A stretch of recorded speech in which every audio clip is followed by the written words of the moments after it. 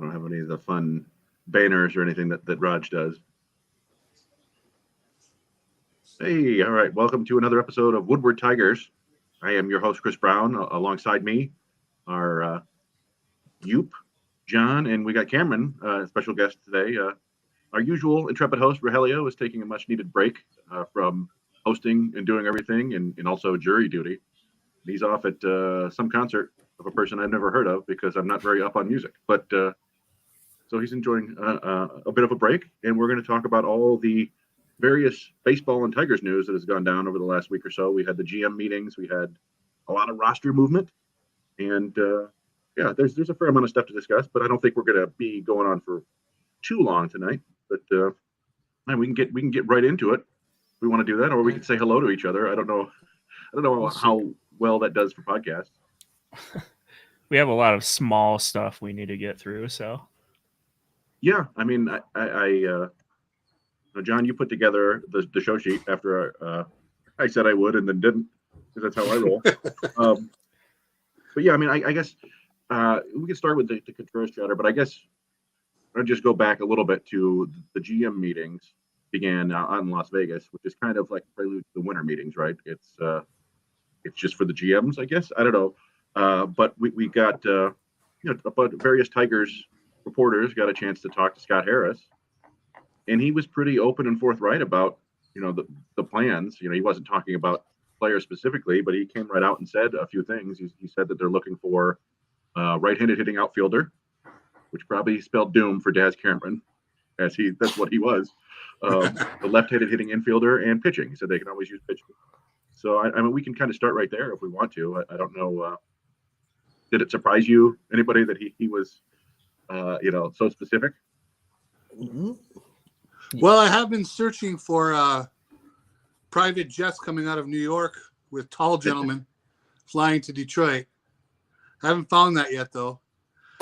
So I don't know if the right-handed power will be Aaron Judge.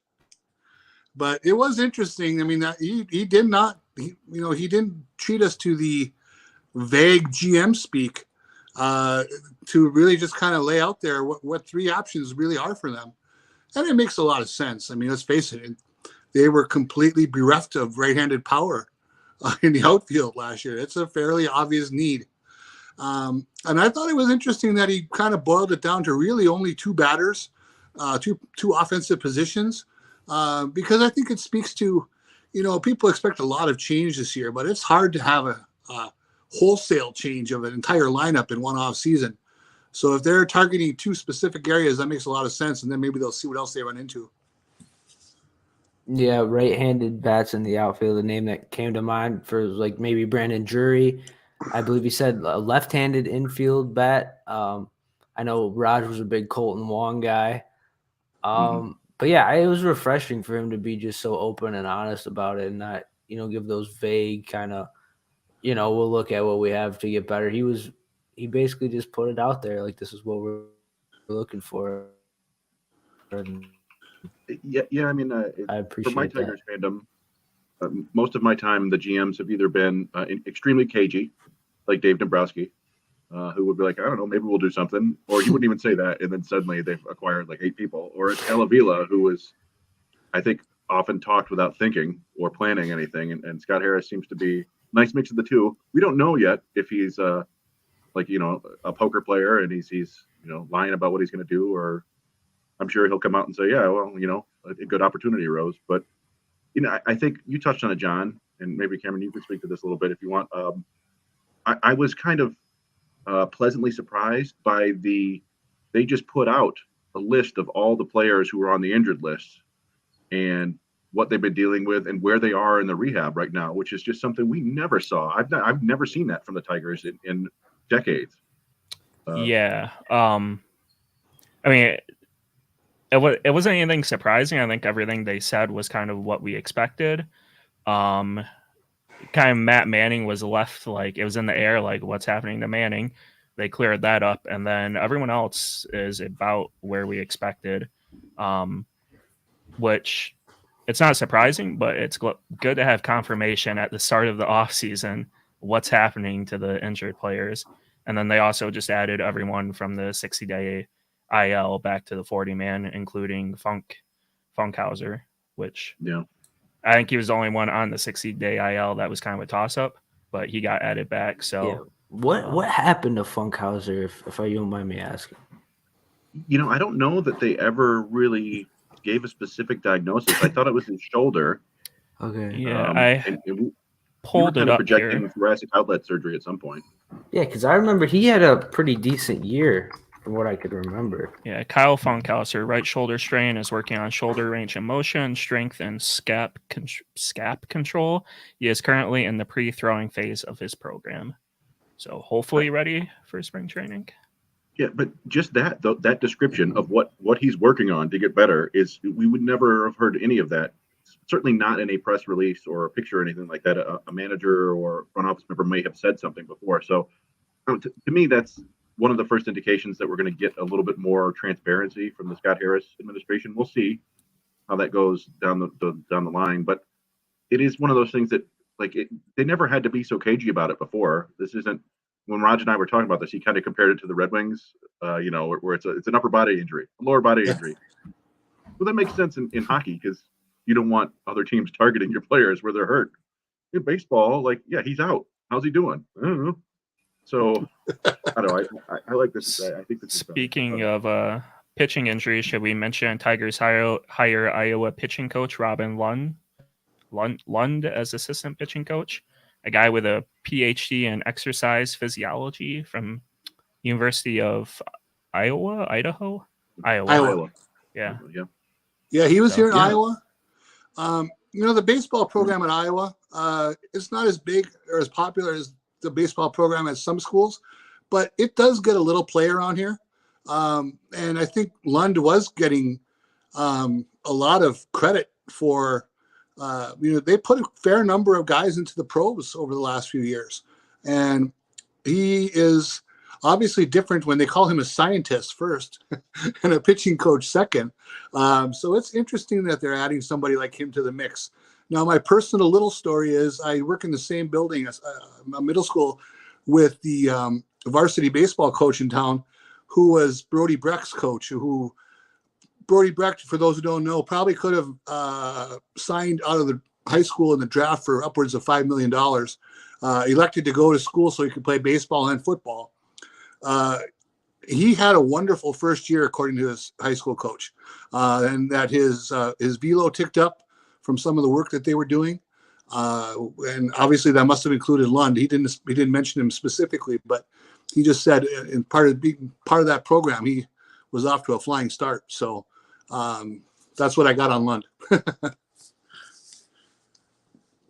Yeah, and one of the things that Raj and I touched on this briefly was that I'm heartened that he was just added to the staff. He was not a replacement for Nieves. He's not a replacement for any minor league pitching coach. They just added another coach because they can. And yeah, his resume is super impressive. And to your point, Cameron, I think we saw that the Tigers basically blew out most of their medical staff or reassigned them. So I think they're going to bring in more guys like this who kind of are specialists in movement, and see if they can't cut down on some of these injuries, because that obviously played a huge role for the disappointing 2022 season. Yeah, I mean, I think you summed it up perfectly right there. Someone who's actually a specialist in something, and he isn't just an overall trainer. I don't know. Kevin Rand got the boot after 2 decades in the organization. Doug Teeter got reassigned. I don't really know how good I guess they weren't that good at preventing arm injuries, because all of them got injured last year. So hopefully a specialist can help fix this. Yeah. So, I mean, Harris said a lot of things. I don't know if we want to get into every little bit. He talked about Javier Baez being the shortstop. I don't think that shocks any of us, really. I mean, I'm sure there's a segment of the fans that want them to go sign Correa or Bogarts or Trey Turner. And I think everybody would want that, right? I just don't think it's terribly realistic when they just dropped $160 million on Baez or whatever. I don't know how much they spent, but yeah, the one thing. What's that? Well, the one thing I'll say there is Al Avila dropped $160 million on him, not Scott Harris. Yeah, so, no, and that's true. That's true. And you do wonder in what way Harris wants to clean up Avila's mess. Yep. Could it be through replacing his big free agent signings?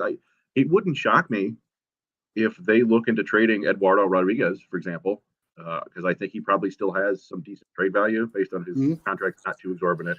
He had a terrible year, obviously, with the personal issues, but I think some teams might still be interested there. But yeah, I mean, I don't know if there was anything else that jumped out of Harris's comments that you guys really wanted to touch on. I'm happy we could discuss any and all of them. He talked about Candelario. He talked about trying to get Andrew Chapin back. Well, it was interesting when he spoke about Baez and saying he's going to be at shortstop. I am fully comfortable with the idea that that's probably 92% true. Okay, but I was just think that if one of the shortstops, a premium player, lingers on the market, why wouldn't the Tigers get involved? They have the money, they have the availability to accommodate somebody like that, even positionally, because Baez can go and play second, although he would be a very expensive second baseman, I suppose. But there are, with 4 quality shortstops on the market, there's a good chance one of them is sitting there at the end. And I firmly believe that for this team to compete in 2023, if that is the goal, they need to add premium hitters, probably via free agency more so than trade, because I just don't believe they have anything to trade. Yeah, I would be okay with the shortstop. It was just on a shorter term deal. Like, I don't like the idea of locking in Bogarts through his age, 37, 38 season. If you can get him on a shorter term deal, I would be a lot more open to it. But like Correa, I don't think Correa's accepting anything less than, $300 million probably over 10 years. Like, so I just don't see it in the cards. But I would be open to it. But like I said, maybe you just wait it out like the Twins did last offseason with Correa. But that remains to be seen. Yeah, and Harris did say that they're gonna listen to everybody. They're gonna examine every free agent, and I kind of take him at his word there. I mean, I'm sure that they're not actually gonna seriously entertain the idea of getting Aaron Judge or something like that, but I'm sure they'll check in just to see hey, what are we looking at? But one thing he did not explicitly mention on his own was the catcher position, which is kind of odd because rumors have been coming from elsewhere about the Tigers potentially being in on Wilson Contreras. Yep. So, who wants to take this one? John, you want to take yes. That's what I've been waiting for. Because I've been on the bandwagon for this. I was like, screw Correa to Comerica. I'm Contreras to Comerica.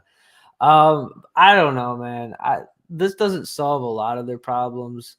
And if I'm being realistic, I just saw a comment. It said, the Tigers were connected to Kirk and Denny Jansen or maybe Sean Murphy of the A's. I think if I'm being realistic, those are probably better options. But I just think, I don't know. The fan in me is saying Contreras, but if I'm being realistic, yeah, those options. Definitely Sean Murphy. I really like the idea of Sean Murphy here. But I also don't mind the idea of giving Hossie the opportunity to start at catcher and Jake Rogers, who's going to come back from injury.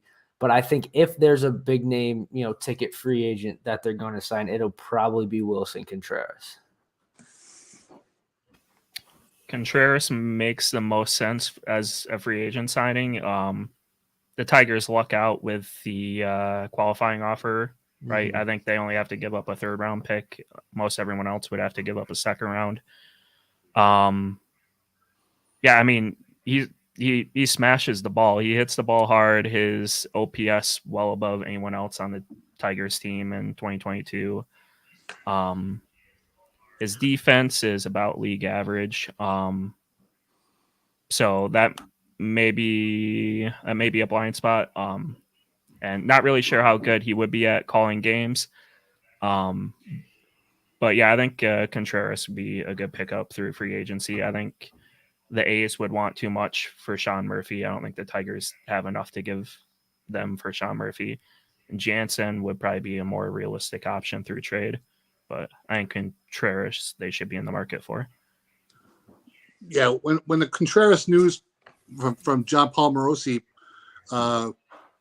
broke the other day, that was an immediate thumbs up for me. he almost automatically becomes their best hitter. He can catch. He can play a little first base. He'll be able to DH at times. They should be able to get him in the lineup a lot. He walks a fair amount, I believe. So I like the guy. I think that would be, again, if they want to compete in 23, they need a couple of premium hitters. He would qualify from the catching position, no question. Yeah, I'm curious, like for the viewers watching in the comments, how much would you give Wilson Contreras? Like, what are you comfortable? Is it 5 years, 80 million, 5 years, 100 million? I'm kind of curious what you guys value him as. Yeah, I mean that's what I was going to ask next is because I don't think you're going to get Contreras for under at least 4 years. Probably looking at 4 or 5 years and probably 18 to 20 million a year. And he's a catcher entering his age 31 season. There haven't been a ton of contracts handed out to players like that. I was thinking back of, the Tigers did it with V-Mart twice, basically. They did it with Pudge. Brian McCann, I think, got a 5-year deal from the Yankees back in the day. Yasmani Grandal, I want to say, got a 4 or 5 year deal. But I mean, that's you're talking about the top of the market, and to me, I do wonder if it's what do they say, if the juice is worth the squeeze. Like you mentioned, Eric Haas was okay last year. He actually produced a decent offense by the end of the season, and to me, defense is just so much more important for a catcher than offense. Like, Contreras' offense is great for a catcher. It's, if he's a DH catcher, it's not as good. He's a 260 hitter with like 20 home runs a year. It's fine. So I do wonder if they would be better off just going out and getting a primary defensive catcher. That's what Tigers fans are tired of seeing. They've tried this several years in a row. It hasn't really worked out. Andrew Romines. They did go the offensive route once with Wilson Ramos, and that was a disaster too. So I don't know. It just is. I wonder if maybe their money is better spent elsewhere than behind the plate. Although I do think catching is incredibly important, but that I tend to think that trade is probably the more realistic route too. Yeah, we'll look at like the Astros with like Martin Maldonado. Like that's not a guy that's getting paid a lot of money, but he does his job defensively, and maybe that's all you need out of a catcher. I mean, I think it's a bonus to have offense from your catcher, but not at that price. Yeah, and supposedly the Astros actually wouldn't try to trade for Contreras at the deadline. I think I saw that, and Astros owner Nick shot it down. Yeah, and who knows what's going on there? That's one of the weirdest dynamics in baseball right now. The Jim Crane and Bob Click or whatever. Is it Bob Click? Whatever.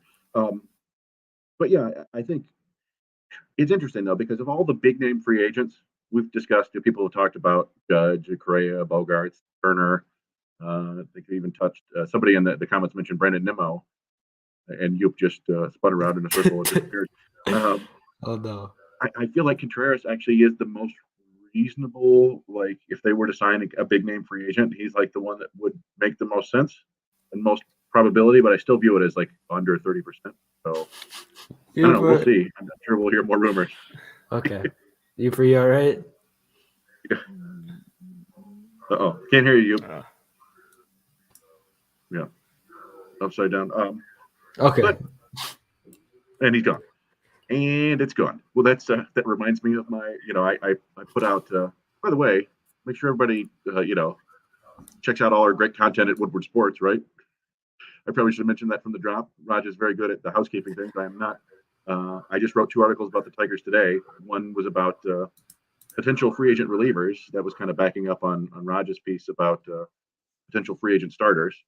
And roughly 10 minutes after free agency began, the Padres locked up one of my options for the Tigers for 5 years. So nuts to that. They gave him a lot of money and he's not even a dedicated closer. So yeah, Robert Suarez, but he's a great story. The guy that didn't even start pitching professionally until he was 24. He was just like a janitor. And yeah, he went from Mexico to Japan, blew out his arm in the World Baseball Classic, and then he's thrown 101 in the majors as a 31-year-old rookie. It's a cool story. But we didn't discuss. We kind of touched on it. We didn't really discuss all the other roster moves they made today. I don't think we mentioned that. Did we touch on Daz Cameron being gone, claimed by the Orioles? Yeah, future All-Star for the Orioles.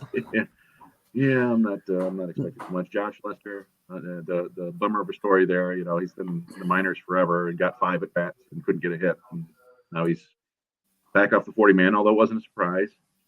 He and then the big Lester ahead, elected free agency, right? I think did so. he? I know I think he so. did. He was a free agent last year too, and they re-signed him. And I think his stipulation was that he wasn't going back to Erie. It's like, keep me in AAA all year, damn it. That's fair. But yeah, I mean, I don't think any of the other names were huge surprises, but we can, if we want to open the floor here for Yoop to eulogize Victor Reyes. Oh, Kind of. go ahead, you. Well, you know, it's first off, I'll bet you he does. I bet you he takes at bats as a Tiger next year. That'll be my first bet right out there. I'll bet somehow he's going to worm his way back in. I always love Vic Reyes. I'll make the long story short as possible here. I was on a chat room with a bunch of friends when they drafted him as a Rule 5 guy. He was 2 for 33, and everybody was saying, you got to cut him. He's terrible, blah, blah, blah, blah, as a rookie. My feeling was he was getting 4 at-bats a week, and everybody's picking on the poor kid. So I kind of adopted him as my cause. So I was his biggest fan. You know, he developed into a decent bench player.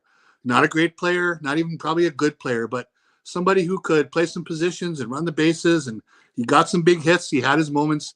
So I'll miss him. But some part of me thinks that we'll see him again. Never say never. Yeah, well, he did elect free agency, but yeah, I mean, I could see him back in the Tigers in a minor league deal of some sort. Who knows? The only other, I mean, so we also, who was it? They got Luis Castillo. Jermaine Palacios was just kind of odd because they had added him just a month ago.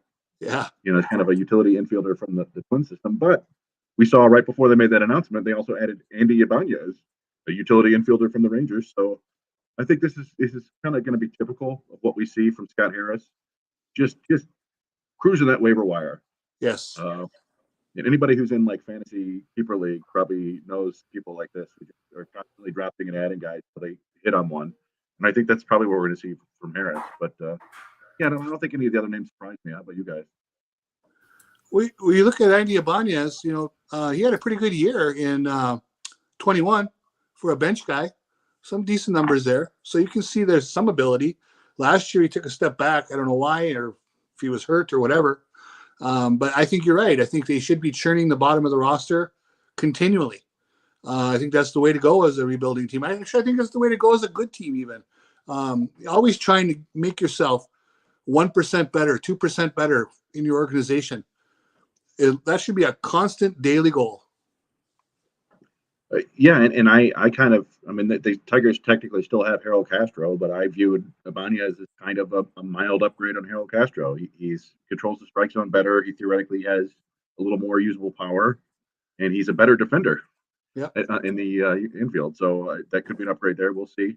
I wanted to get this up here from Taylor Schick. I don't know if that's how you pronounce the name, but what about Omar Narvaez, who wasn't terrible recently? I think that's a completely reasonable backup option at catcher. Not backup option. I think that's an option. He's a left-handed hitter who has had some decent offensive seasons. He's turned himself into a pretty good framer, I believe. So, yeah, it wouldn't shock me if they go after him if they're looking for a catcher. But again, that was not something Harris really mentioned, which maybe means that's their main priority.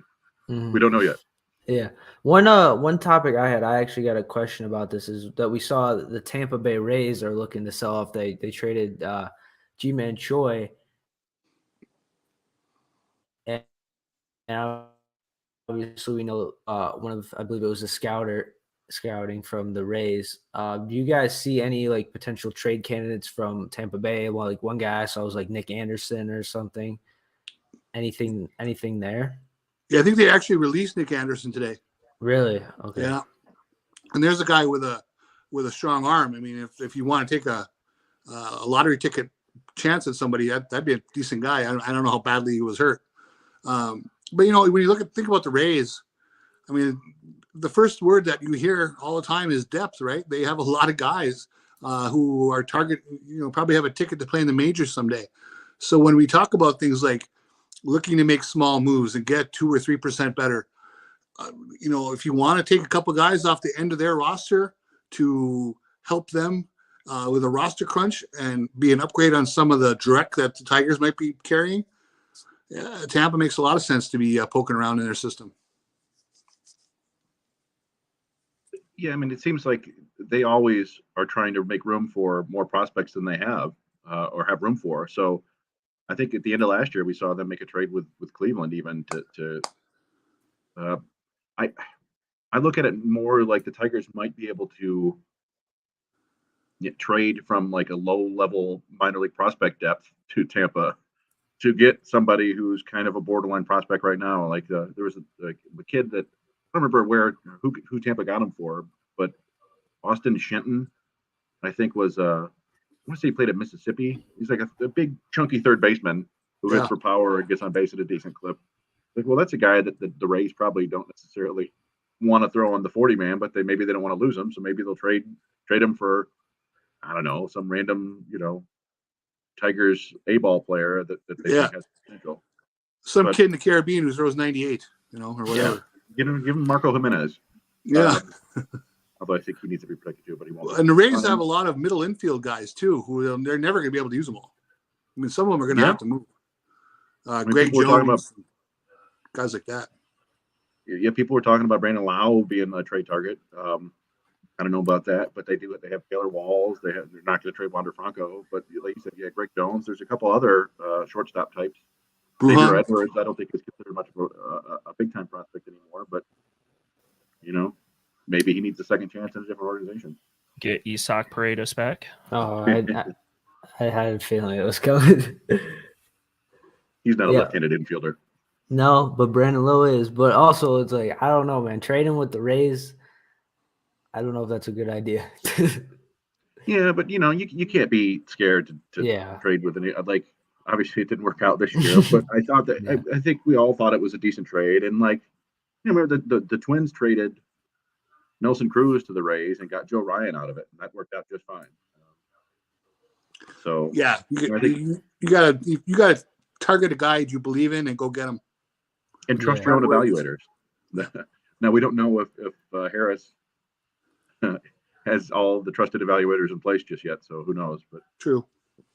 So, yeah, I mean that was basically all the player movement, right? We didn't. Oh, and Justin Verlander opted out. Verlander opted out. I don't know if you guys want to get into that or not. Not yet. Not yet. Okay. There's always room on my team for him. No, absolutely, and I understand Tigers fans wanting him back. Everybody wants him back. He's a Hall of Fame pitcher. It's hard for me to picture him going anywhere that isn't a ready-made contender. Correct. We know he wants to keep winning both games and championships. So, I mean, maybe, but I think I picture Verlander getting like the Max Scherzer deal, right? Where it's like 3 years, $40 million a year, something crazy like that. And yeah, and you just think for this Tigers team that has so many specific needs, if you're going to give out that amount of money, like you could divide that, 35, 40 million into 3 or 4, solid players and make this roster a whole lot better than just giving it to one player. So I just think it doesn't make a whole lot of sense right now. I think the possibility of it happening is more likely this offseason than last offseason, but I wouldn't get our hopes up. Maybe one day, but it's not going to be probably next year. It's going to hurt seeing him as a Yankee. Yeah, I think he should stay in orange in some capacity.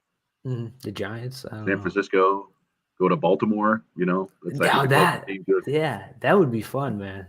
That would also fit. Everyone wants Verlander to come back to play the 2006 Kenny Rogers role, being the vet arm and a young rotation. Baltimore fits that. He be a vet and a pretty much any team rotation. that has playoff aspirations, he's a fit. There's really no one say, "Oh, he doesn't fit." He fits everywhere. Yeah, Atlanta. Maybe the Mets lose DeGrom and gain Verlander. Sure, oh boy. Verlander and Scherzer back together. No reason why that couldn't happen. Absolutely. Yeah, but I don't know if there are any other hardcore topics we wanted to really hit on, or we want to just take these questions already. Oh, well, we were going to talk about the automatic strike zone. Yes. Yeah. Joel Sherman reports today that all AAA fields will be getting the technology for the ABS, the automated strike zone, and they're going to alternate or have some kind of formula where for some games it will be all pitches called via the system. In other games, they will try a challenge system. So that should be very, very interesting to see which system gets the better commentary and which one they ultimately use. Yeah, and we saw that a little bit in the Florida State League this year. I remember watching games that were all automated strikes, and other games where the hitters and catchers and pitchers got the challenge, and I kind of enjoyed the challenge system. I think we talked about this before. It was just kind of like, now hitters, they get super frustrated with a call. They get the joy of calling the ump on it and being right, or the frustration of knowing that they were wrong. And it's kind of fun to see it affect an entire event. But obviously, I don't know. I think ideally you want to get every call right, but there's a little bit of added fun in that regard to me. It's just still making you, a little bit of strategy in it. Definitely, there will be strategy because some guy will get, like you say, a little frustrated and ask for a challenge and have it be denied and have that be their last challenge of the game. And then the next inning, someone's going to get, rung up on a strike 3 that's 4 inches off the plate. Yeah. And it should be fun. And that's my only real issue with the automated strike zone is what it does to the kind of the great command pitchers who are so good that they can consistently hit the glove if it's 2-3 inches off the plate. And do we want to punish guys for having control that good? They're trying to get, you know what I mean? Obviously they want more balls in play and stuff, but when guys are that good, it feels wrong. We're like, no, that's a ball. I know you threw it exactly where you wanted it, 99 miles an hour, but sorry. Or the pitch with so much movement where it starts in the zone and then ends up 3 inches outside. How do you? I mean, technically it's a ball, but I mean the pitch had so much movement that.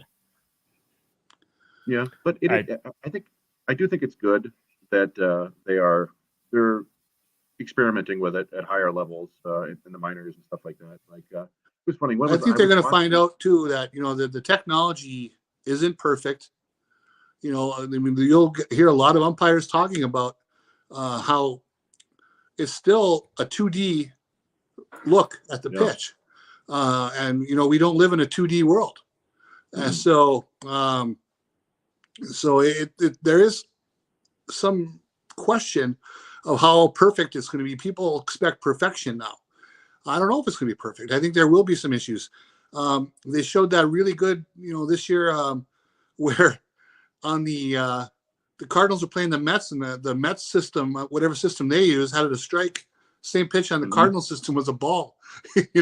So now that's not the system probably that MLB will be using, but it still tells you that not everything is as synced up as it needs to be. Now, as an umpire, I feel bad for the umpires losing that part of the gig if they do. That's why I'm more in favor right now of the challenge system. I think that could be a lot of fun. I would give every team 1 challenge per inning, and also then, if they're right, they continue getting a challenge until they get one wrong. Mm-hmm. And I think that seems pretty fair. No, you shouldn't lose challenges if you're overturning bad calls. I do want to, Joey Krusel here. Sorry, Joey, I don't want to say your last name. I think it's going to be similar to the first year of instant replay. Lots of bumps before teams figure out how to use it properly. I think that's right. And one thing I think we also forget, and for reasons that aren't worth explaining, I went back and was watching the 1995 AFC Championship game the other day between the Pittsburgh Steelers and the Indianapolis Colts. And it's striking to watch old football games and see catches that are just accepted as catches that would not be catches at all anymore. Like the way that replay, by being able to slow everything down and look at every angle, there are guys back then they made amazing catches and dropped the ball immediately as they hit the ground, and it was just fine. And now we know there's like an 8-step process afterward, and even that play ended with a kind of an infamous Hail Mary attempt, and they immediately ruled it not a catch on the field, and I think that was it. And part of me is like, well, that's fun. It's just over. But the other part is like, in modern days, we would have taken about 8 minutes to look at every single angle of that. And I do think there's going to be an element of that. We'll see if when they install the pitching systems, it'll start out with like, well, this pitch did cross the zone, in the first 10% of it, but didn't go all the way through. Like, there's going to be increments of us understanding what is and what isn't a strike. So yeah, I don't think it's going to be perfected ever, but I don't think it will be good probably for another 5 or 6 years. The moment an Alex Lang two-seamer starts outside the zone, ends up in the zone, and then it's called a ball, I'm going to be on a tirade on Twitter. Well, we did. Yeah, that's a good point that you bring that up. That he won Pitching Ninja's two-seamer of the year. Yeah, that was, Just on a Joey it's a great Gallo category. show. I think Jack Nicholson won that one. I'll just say this about Alex Lang. It bums me out that he didn't throw that pitch more often. He threw his four-seamer most of the time, and that is his worst pitch, even though it's like 97 miles an hour. It's spanked. It's an unfortunate word. But I think they figured that out in August when he had that very rough month. They're like, okay, we're going back to the two-seamer because Yeah. But we did not get into Jamer Candelario. If you guys want to touch on that, is this the end for the Candyman in Detroit? I'll tell you. Oh, go ahead. Yeah, I was very high on Candelario going into the season. I'll be honest, I put $5 on him to win MVP. I think it was at like, oh man, I think it was at like plus 6,000 or something. Okay. And I mean, with the 4-WAR performance, the 4-WAR, 3.5 WAR performance the year before, and then a 2-year WAR performance in the shortened season, I was like, great candidate. He could be a dark horse in this. Didn't pan out. I do think that he is the best candidate for a rebound. I think he'll end up having more plate appearances than Jonathan Scope. If he is on the Tigers, I think he's the best shot for comeback player of the year. But with the comments of wanting a left-handed hitter in the infield, it makes me worried about his future as a Tiger. But yeah, I guess I'll leave it at that. I hope he's back. I expect a good comeback from him. Yeah, I kind of agree. I've been saying that. We've been hearing a lot for the last couple months. Candelario is probably gone. I don't necessarily believe that. I think, again, they're going to have a hard time replacing the entire lineup. Okay, that's going to be very difficult to do. 2 years ago, he was a solid baseball player. Did he forget to play over that course of that offseason? I doubt it. I think he probably just had some issues that are potentially solvable. I don't see why he's at his age, his career is over. And again, if they're going to bring in, they're looking for a right-handed hitting outfielder, they're looking for pitching, they might need him to play third base. He's a switch hitter as well. Nothing wrong with that. I don't think it's guaranteed that he's gone. So there are a couple ways that I look at it. It is, he's the most fascinating roster decision I think Harris has, because what are they projecting? About 7 million, maybe 7.5 million for him in arbitration, which feels like a lot for a guy who was basically a replacement level player last year.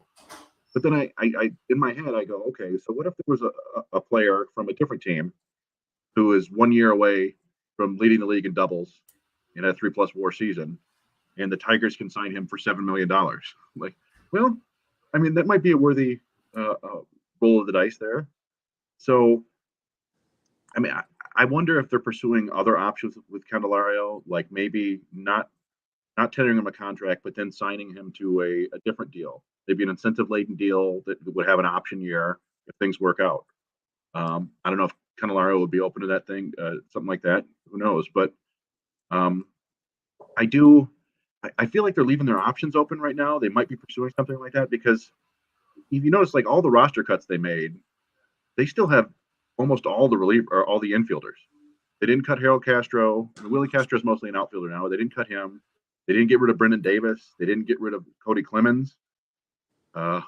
Scope and Baez are there still, of course. So they have and then they added Ibanez, so they've got a bunch of options for the infield now. None of them are necessarily great, but I wonder if they're just kind of holding those there in case they can't work something out with Candelario. But I don't know. I think my route would be to pursue that kind of secondary deal.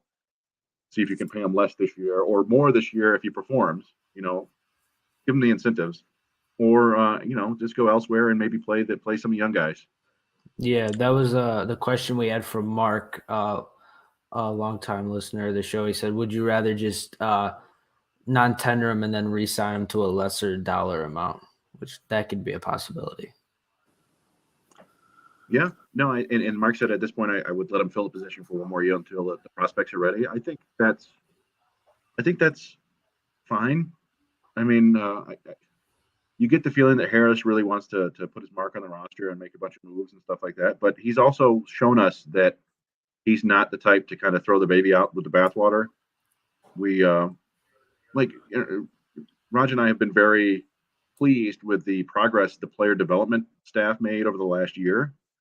For the most part, you know, we saw a lot of progress from prospects. Parker Meadows, Winston Perez are namely two of the big ones, but you know, Wilmer Flores, all these guys have improved over the last year or two, and so we're like, well, geez, I hope he doesn't completely redo the entire player dev development department. And so far, we haven't seen really any movement there. I mean, they changed the scouting director, but the player dev department's sticking there, and they didn't get rid of their pro scouts. So I think that Harris has the right idea for kind of, you know, managing change for change's sake and keeping what might work. So I don't know. I'm cool with them keeping Candelario. I'm also cool with them moving on. It's not a huge deal to me, but I guess we'll see it play out here in the next week or so, probably. Yep. You guys have anything to add on, Candy? He has experience at first base. Hypothetically, they get another infielder that they like. Torkelson still struggles. They could play Candy at first base, assuming his bat is back at that league average league average 120 OPS plus, like he was the last 2 years. Yeah. Didn't Scott Harris say they were looking for a first baseman? Like it was something they were still looking at. Kind of as a short-term filler potential. Yeah, let's see what looking right here that he said we're still really bullish on Torkelson. We don't view first base as a position of long-term need for us, but this winter, at that position and every other position, we're going to look for ways to get better. Sure. So that's, you know, speaking out of both sides of his mouth, but no, that's a good point about Candelario. Like he does give them an option and a left-handed option for a first baseman. So there is a little bit more versatility there. I think Ibanez has played first base too, and Clemens has played. Like they have a bunch of dudes who could do that, but Candelario is the only one who's actually, Scope.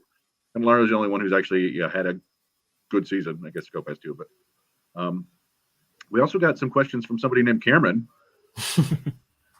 I don't know if we want to touch on those at all. I forgot what I even asked. Well, first you asked where Raj was.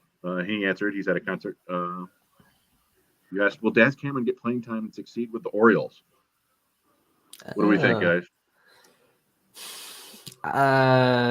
Probably not. I mean, I don't know. Their outfield is pretty set, right? They have Santander, they have Austin Hayes, they have Cedric Mullins. So yeah.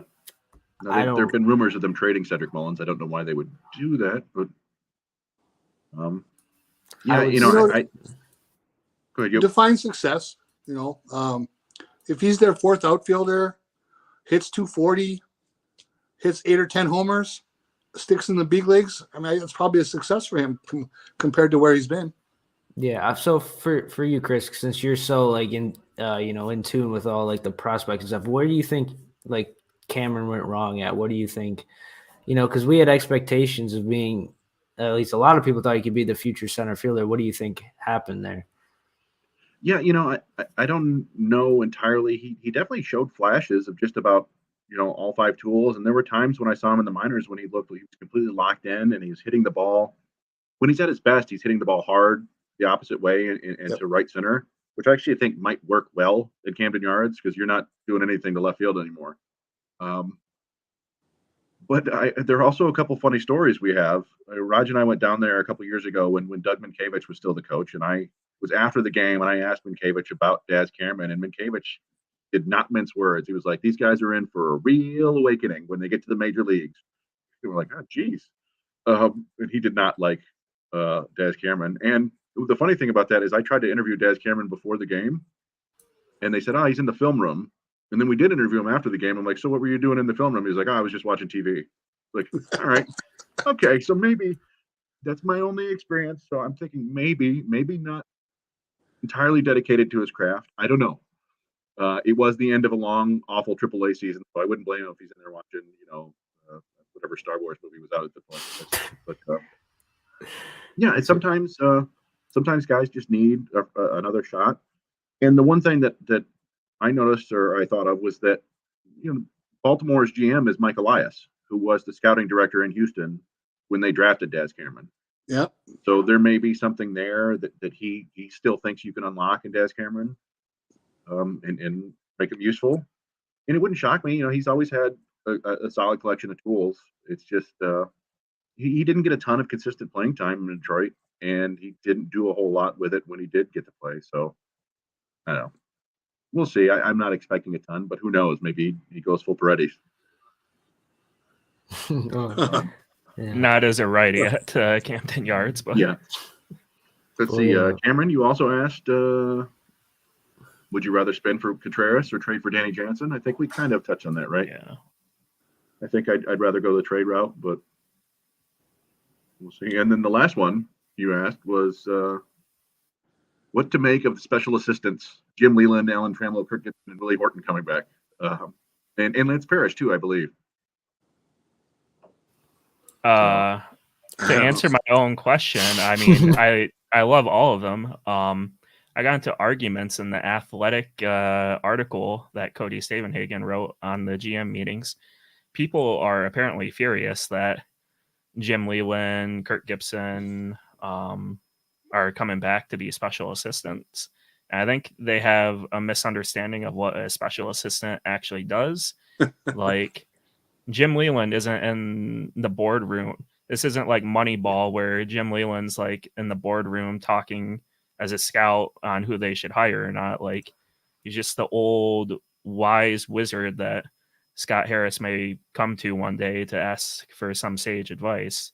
And I think out of all the people that are special assistants, Alan Trammell is the only one with an actual like day-to-day job with the team. So I think anyone who's butthurt or anything about the special assistants is kind of ignorant on what their jobs really entail.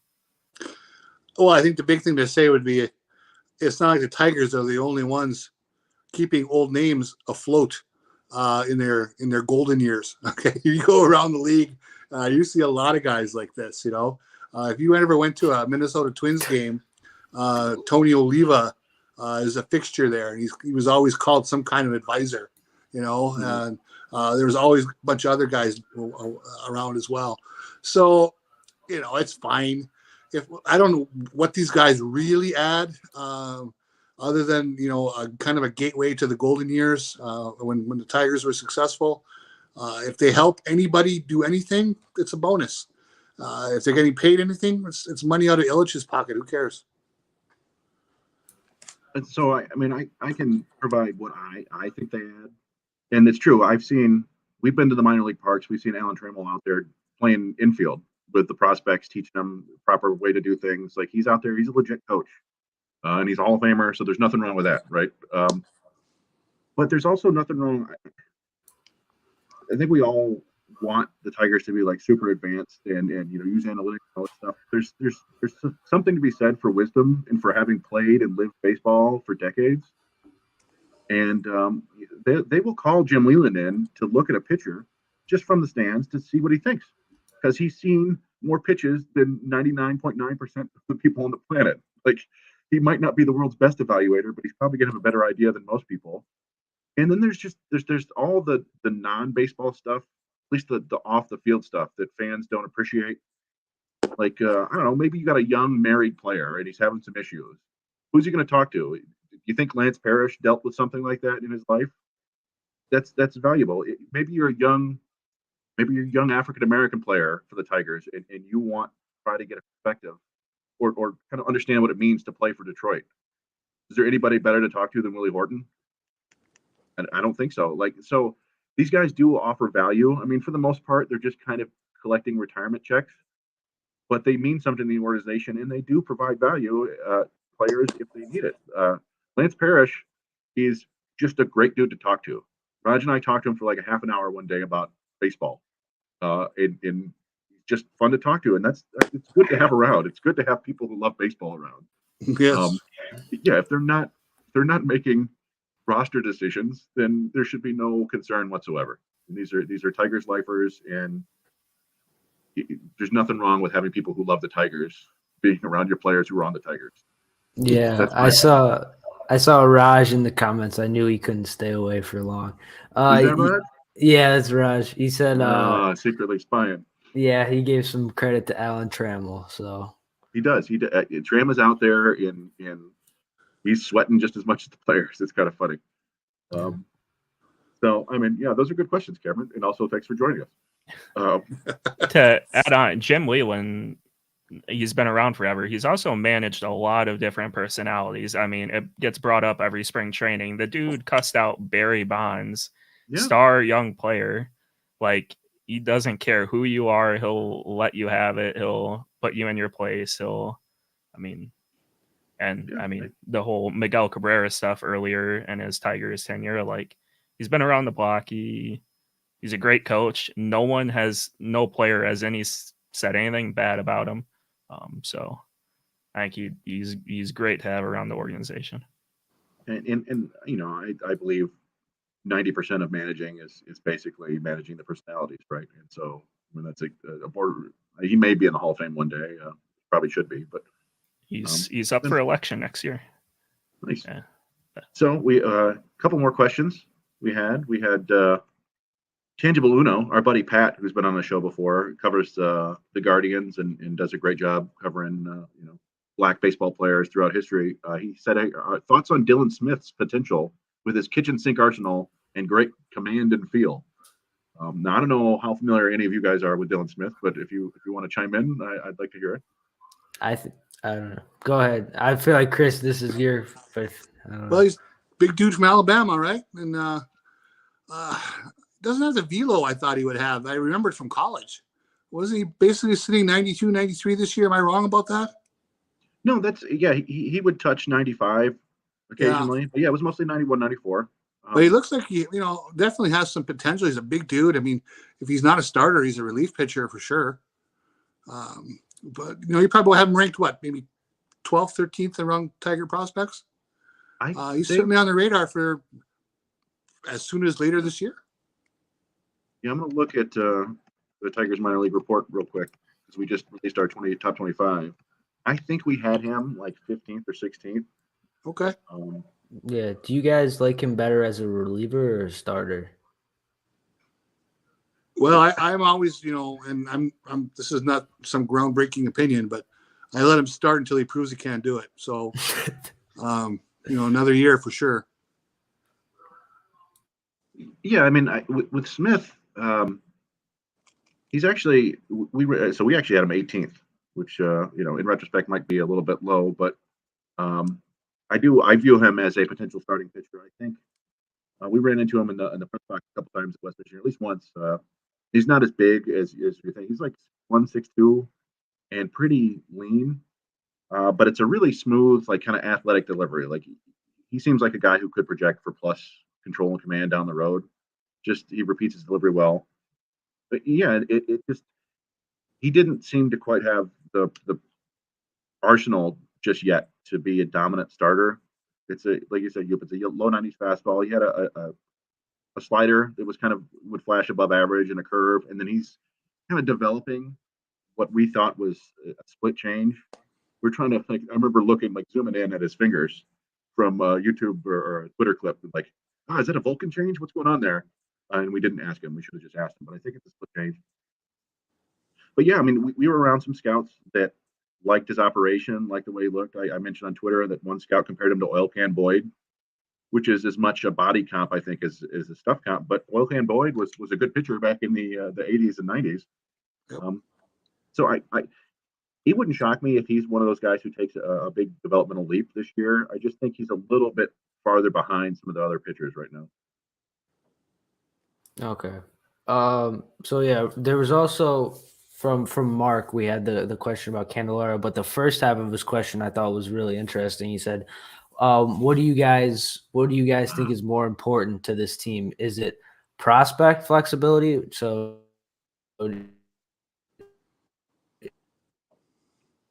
are you more concerned with building up the flexibility? I think that was a really good question. So I don't. You cut out a little bit there. I don't know if everybody heard it. So basically, what do you guys value more? Is it prospect flexibility in terms of building up the farm system, or is it financial flexibility and having, caps, money, freed up to spend? What do you guys think is more important? His question was kind of along the lines that signing Contreras would have to sacrifice draft picks, right? Yeah, but then trading for another catcher would be sacrificing prospects. Mm-hmm. Well, again, as someone who's not a GM and there will never be a GM and is only guessing from afar, my question is, does he want to compete in 23, or are we looking out farther? If we're looking at 23, then you sign a Wilson Contreras or a Xander Bogaerts and you give up the draft pick and you move forward and you go out there and you put your best 9 on the field and try to win. If that doesn't look feasible to him for 23, then, I'm not sure I'd trade for a Danny. I'd give up very little for a Danny Jansen too. I would sign Barnhart, to be honest. I'd bring him back before I would do anything else because you're not looking to compete. So to me, if they're looking to put a winning team on the field this year, if they think it's feasible, then I would let the draft pick go and get the player. What about you, Cameron? You got any thoughts? I guess it depends on what bullpen arms Toronto wants. I'm fine with letting go of Soto. I like Soto, but I'm fine with getting rid of him. If it's Lang or even Jimenez, I think Jimenez only has 1 year left. I'd rather keep them if that's who Toronto's looking at. In that case, I'd rather just sign Contreras. I mean, I guess the Tigers have a new scouting department and all that, but how many third-round draft picks make it to the majors? So I'm fine with Contreras. I'm fine with losing draft pick. Yeah, I mean, to me, it's just getting the better player for the short term and possibly, hopefully, the long term. I think. I'm a draft nerd. I like having more draft picks and more draft money, but I also like most prospects you trade don't work out. So it just depends on what you like. If you're, I don't know, always depends on what you're giving up, right? If you're giving up Isaac Pacheco, I say no, thank you. If you're giving up Gage Workman, sure. I mean, there's talent there, but I don't know if it's going to work out. So, but yeah, I think it's just one of those things where I wouldn't ever have a hard and fast rule one way or the other. Just try to evaluate getting the best player. And if you have to sign them and you lose the draft pick, that's part of the calculation, obviously. But I think the Tigers last year, they saw Austin Meadows as the player they needed. And they didn't mind parting with Paredes, and they thought it was worth also throwing in a draft pick. It didn't look great last year, but you get the talent any way you can. So that's my thought. Any more questions? I see 2 more questions. Yeah, and we're more for catching. Steve Cook asked, if we did trade for a starting catcher, who would you like? And prospect most likely to be traded. Well, I'll tell you, I've always been a little worried about Danny Jansen, only because he's always hurt. So the old availability is a great ability is a troublesome fact for him. So I don't know if he's really high on my list, depending on what they had to give up, of course. Yeah, I love that. What prospect is most likely to get traded? I'll have to come back to you guys on that, but I think that's an interesting question. But I like Sean Murphy a lot, but we already kind of touched on. I think you're gonna have to give up a little more than we're gonna be, willing to for him because he is, just coming off the best season of his career. So I would go with him, but I don't really see that happening. If the lead package for Sean Murphy was like a Dingler and Jace Young, I think I'd be okay with losing Jace Young. He didn't really show anything in the short amount of time he had in West Michigan. And then you can throw whoever else wants to Oakland. I mean, there's no way. I can look up what he did in West Michigan, but I don't think it was too. He slashed 232, 373, 333. So his walk and strikeouts, 25 walks, 28 strikeouts. So good profile there. But how many years would you be getting Sean Murphy for? Because if you're going to give up Jace Young for it, I think you're getting at least three. Let's see. He is a free agent in 2026. So yeah. I don't know. 3 years. And then you could always just re-sign him, right? How old is he? 27, 28. Okay, well, he's not. He said that's fine. I think I would say a quick no on Jace Young. I mean, I realize people didn't love what they saw, but I mean, you took him a 12th overall, and you've seen him less, a month of playing time in West Michigan. It'd be the longest season of his life. He's a college guy. He played his whole college season. Now we tacked on the pro season. That's kind of a big adjustment. I would hope we'd see him more. But I will say one thing for the case for trading him goes back to what we talked about earlier. That was not Scott Harris's pick. That was Al Avila's pick. So, if Scott Harris sees a move he wants to make, perhaps the idea of moving Young doesn't tear at his heartstrings very much.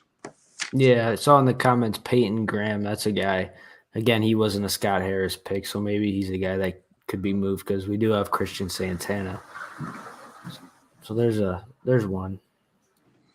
Yeah, I mean, I would definitely consider Young and Graham and anybody they drafted last year. I think it's one of those things where you're kind of gambling that the guy is maybe not going to work out. And you're hoping that the team you're trading with had a high grade on him and maybe wanted to draft him but couldn't. But yeah, I mean, the Tigers actually do have some decent, arms they could trade. Somebody mentioned Ty Madden. I think they could move Ty Madden without getting, feeling too bad about it. Dylan Smith they could trade. It really depends. Like there are only a handful of guys I really don't want to see them trade. We talked about Colt Keith. I wouldn't want them to trade Pacheco, Jackson Jobe, if the price is right. No, I think for Sean Murphy. I mean, not necessarily Sean Murphy, but like if we're talking, say Toronto wants to trade instead of Danny Jansen, they want to trade and not Alejandro Kirk. Who's the I'm blanking on their Gabriel Moreno. Yeah, I could see that. Okay, and they probably wouldn't do that, but let's say they do. I don't know. I don't know if there's any one prospect that is definitely gonna get traded. It's always tough to tell that, but I mean, I do think we're gonna see the Tigers move some of their minor leaguers in deals, and it may be minor leaguer for minor leaguer. I remember Scott Harris at the press conference said it wouldn't be appropriate for me to say what the Giants' view of these prospects is. So. I don't know, I'm sure that the Giants had different rankings for the Tigers prospects than the Tigers did. So that may be more reflective of what he believes. And our final question was from Tiger Dog. He said, which players do you think will be removed from the Tigers roster to make room for the prospects being added for the Rule 5 draft? And the deadline for that is the 15th, I believe. So we're just a few days away. I think the Tigers are at 40 players right now. After adding all 10 of the guys on the 60-day injured list. So I don't know if there's anybody on the roster you guys think is probably destined to be removed. It's going to happen. We just don't, got to pick out some names. Harold Castro, first one. Really? Yeah. Well, with the comments of we want a left-handed bat, it Yeah. kind of Yeah. it's like It's Harold's not going to be that guy. He's not that guy. Yeah. Willie Castro, maybe. I think I still think that AJ Hinch likes Willie Castro more than people realize. It doesn't necessarily mean they'll keep him. And in some regards, he is kind of like a Victor Reyes, where it's like an old school scout view of a guy who has the tools, but doesn't necessarily have the skills to put him to work. The only difference is we saw Willie Castro kind of be okay in the outfield, and I don't know, they may view him as a guy who can play outfield and infield, and I certainly think he's on the short list of guys who could be removed, but I see Harold going before him. I think maybe like an Angel De Jesus. I don't think he was removed today, was he? No. I was kind of surprised that Zach Short stayed on the roster. There's that could be another like I was talking with Mike Elias and Daz Cameron. I think Scott Harris was with the Cubs when they drafted Zach Short. Maybe there's a connection there. Maybe he thinks he can get more out of him. But Cody Clemens, Brendan Davis, a lot of these guys are just kind of. I don't know if you're going to lose them if you take them off the roster. I don't know if somebody else is going to claim those guys. Exactly. I think they're fairly safe with the majority of them to keep them around in some fashion. I tweeted the other day, there was an article, I forget if it was in the Detroit News or the Free Press, it doesn't matter. And I know it's only a headline and the writer doesn't write the headline, but it said Scott Harris has tough decisions coming up on the roster. And, my feeling was, we had a lot of dudes who were bobbing up and down on the Mendoza line and didn't hit 5 home runs and can't draw walks. I don't know how tough these decisions really are. They shouldn't be that tough. I mean, this wasn't General Eisenhower giving the go order for Operation Overlord in World War II, whether the weather's going to be good enough. So I think definitely one Castro. I would certainly move on from Short. I don't see what the long-term value there is that they couldn't replace in a heartbeat. I mean, that should be a replacement level player. And then De Jesus makes sense too. I mean, he's a nice reliever, I suppose. Maybe he has a chance, but they've been, the last couple of years, they developed a few guys like that. So I wouldn't worry about losing one. Yep. I mean, they already picked up Zach Short's replacement today off waivers. Yeah. So I think Kreidler is honestly the only one who, like, out of all the people that were fringe, I think Kreidler is the only one who I would keep out of everyone. Definitely. I wouldn't give up on Kreidler just yet. I didn't even consider him as an option. But the one thing we don't know, I guess, and I'm sure Scott Harris has data on this, has looked at it. It's we so often think about, you got to make room for these players, but how often do players actually go to another team and stick on a roster? Like he may just be willing to gamble.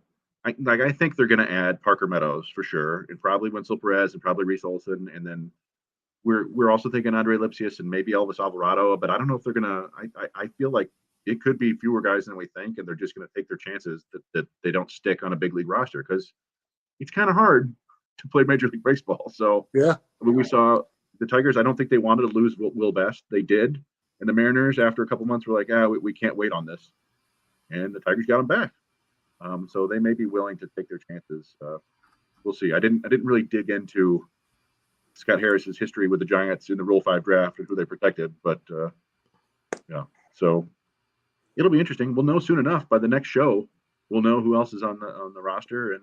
But also the fascinating thing right now is we've kind of hyperanalyzed the Tigers' moves today, but there are 29 other teams are doing the same things right now. So I'm sure they're looking at every single player who's been removed from a roster or who's not going to get added to the 40-man, and there's going to be a ton of movement here in the next week or two. So I don't know, I'm kind of excited about it. This is like deep, nerdy baseball stuff, but that's what we're into, right? We have a podcast about the Tigers.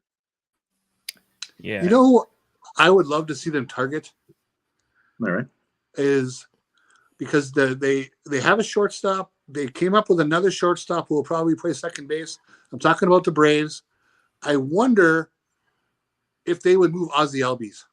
Oh, that's going to cost a lot. Because if they bring back Swanson, Um, And they have Vaughn Grissom. Ron Grissom, they're pretty set up the middle. Ozzie was down a little bit this year, from the year before. And then he got hurt. I wonder if he's available. I just probably not, but that's just been something that's been in the back of my mind. And do we like him enough as a player? I think that he would be a nice upgrade for the team. Yeah, he's on such a good Contract. Yeah. 7 years, 35 million. Yeah, with team He's almost a options. So It's almost It's a a criminal contract. It is a crime. That's a crime. Yeah.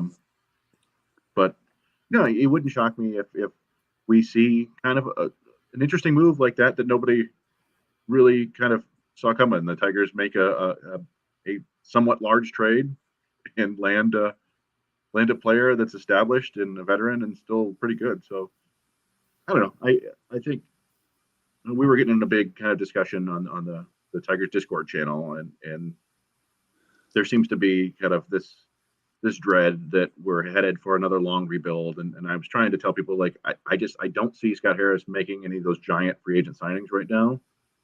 But I just, maybe I shouldn't, but I trust him more to find ways to win and get the club in the right direction without making those gigantic financial commitments just yet.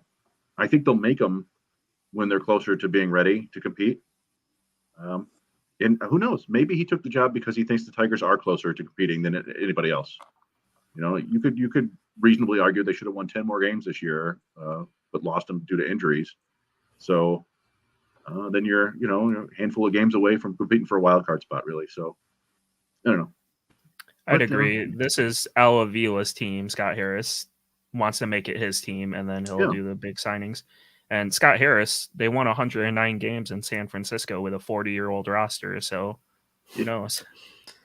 Yeah, I don't know what magic they were putting in. Buster Posey is like a generational talent who somehow made everybody better all the time. Yeah.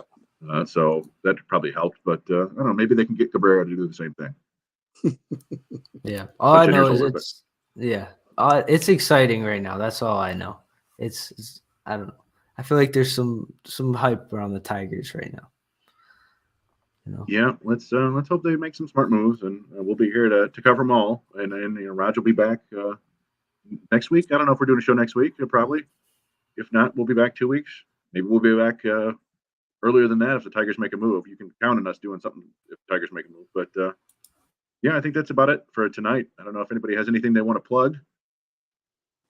John? Just thank you, I guess. All right. Yeah. I posted Thank a Victor Reyes. So thank you. Posted a Victor Reyes tribute video on my Twitter, DET Baseball. Spent a whole 5 minutes making it, but rest in peace. He's not dead, but he's a free agent. So Twitter is pretty spectacular right now, man. We're going to wrap the show up, but it just I kind of like it when everything's a disaster. And I don't know if you guys saw like the whole Eli Lilly fake tweet fallout. No. So somebody created a fake Eli Lilly Pharmaceutical Corporation Twitter account with the blue check mark, because you can do that for $8 now. And they tweeted out like, "Hey, insulin's free for everyone now." It got 10,000 likes and 7,000 terrible or whatever. And Eli Lilly had to come out and say, like, "No, that was a fake account." And now everybody's like, "Why are you guys such assholes? Why are you charging so much for insulin?" It's like, it's just a debacle. It's just an immolation of epic proportions. And it's kind of a bummer because we just got 3,000 followers, as Doug mentioned. And John, I know you said that out. It's awesome. And the Tigers minor league park, Connell has almost 11,000, but I don't know if any of that's going to matter in a month or two. But we'll find each other. We'll still be doing these shows, and you can join us on Discord. And of course, always check out all the content over at Woodward Tigers, Woodward Sports. Lots of good stuff there, covering all the teams we can. And so yeah, thanks you guys for joining us tonight, and thanks everybody who tuned in. And we'll see you next week probably. Thank you.